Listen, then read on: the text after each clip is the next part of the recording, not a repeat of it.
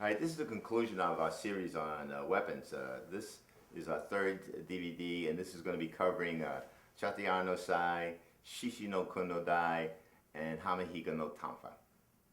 Chateyara is the first Sai kata that we're going to do in this DVD.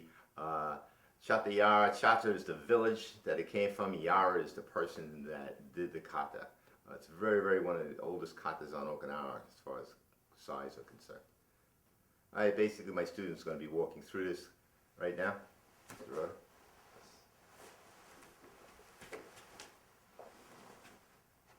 It's the opening movement on the kata.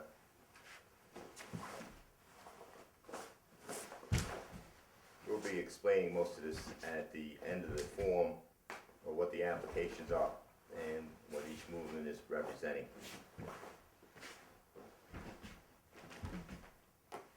You're going to be noticing that there's a lot of body shifting in these katas, a lot of slipping technique that's coming at you before you block or counter. One of the things that we do is that when we punch and we block, we want to make sure that this comes all the way down here. We don't want it up here nice and high. It's in here. Another part is that when we're coming here and we come back, we want this under the chin and then straight around. We don't want to bring it around our head. It takes too long a time. So after I've hit you here, I come up, move back, hit you under that chin, and then strike over here. Right? We never try and bring our sides around our head. Right? Some of the mistakes that it's making, especially when you're doing this kata slow, is when you come here, you want to make sure that you always bring your side all the way down to your belt level, because we're striking a hand, right, at an angle. And the reason we want to strike at an angle here, it's very hard to hit something just straight here. So the angle I have much more chance of hitting, and then coming back and covering. Now you notice that when I come back, I always bring the side this way, not back into my body.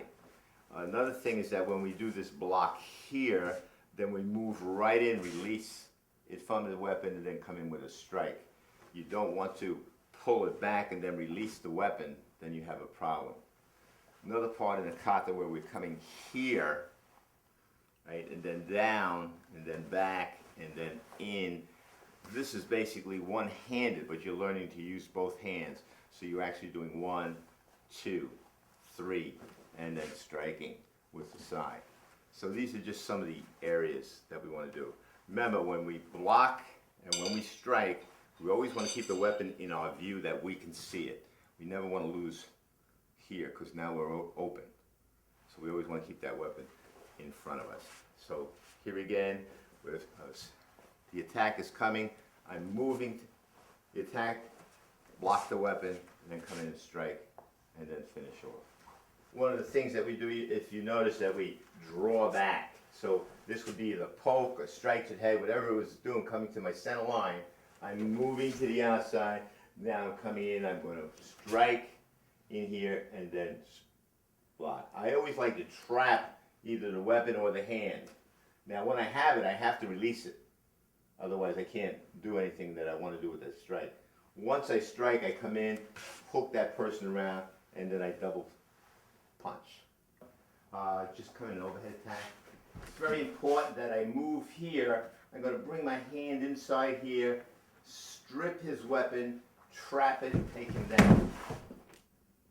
One time from the other side, as he strikes, I'm going to move to the outside.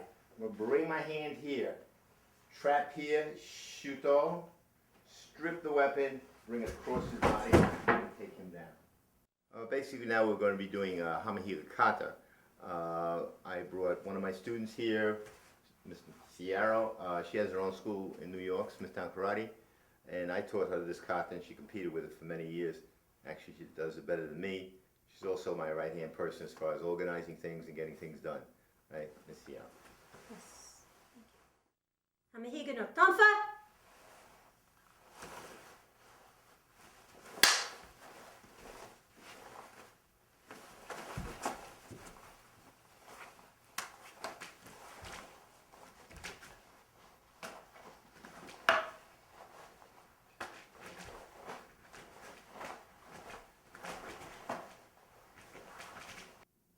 As we've already learned on a previous DVD, there are many forms of tanfa.